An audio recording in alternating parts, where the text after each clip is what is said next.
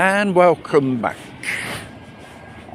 The impact of immigration, that the legal ones and the illegals in the last 35 years here in Italy. Well, the kick-off, Italy, the Italians, they were people of immigrants. They went to the four corners of the world. And obviously they were treated like shit. And they had to earn their way through society. Not like the ones today. They put on your doorstep with a plate in their hand. Give me everything which I'm entitled for. This is the new mentality to deal with this type of issue. Obviously, controlled immigration has its positive effects. These people integrate, they pay their way through society, they contribute to the community, and so on. The dark side of immigration, the illegals, as we have experienced them throughout the years, each Western country is full up of these so-called illegals, so-called asylum seekers, dingy was known as in the United Kingdom. Preferably they are so-called escape from war-torn countries. Young males, physically fit. You don't see many women or children in these fluxes, as they say. And they come from cultures which they don't have no knowledge of the land who they're hosting. And the problem is 60% of Italian prisons are filled up with foreigners. Various felonies they committed, violence, drugs, theft, human trafficking, murder, violence, you name it. 60% of Italian prisons are filled up with these people. And there is a certain political class that, you know, the liberals, the wokey lefties, these dodos, they tend to encourage this type of phenomenon, instigate these people.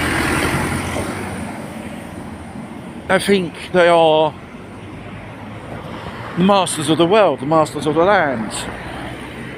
And in your own house, you don't command them, or they command them. It's basically, if I go into your house and start saying, from now on, I'm the boss, you have to do as I say. They behave in the same way. How would you react? I think you would react negatively towards this thing.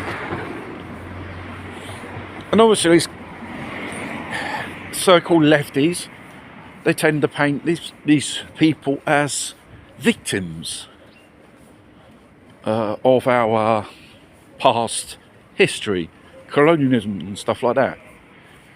And then they want to shame us for that. The past is the past. You've got to think about the future. And today, and onwards, what you do is very important. You can't bang on about the past, what they done in the past. It's where you live. If their part of the world is so backwards for some motive or not, is it our fault? I don't think so. And the fact is, throughout the years, millions and millions of dollars, or billions you should say,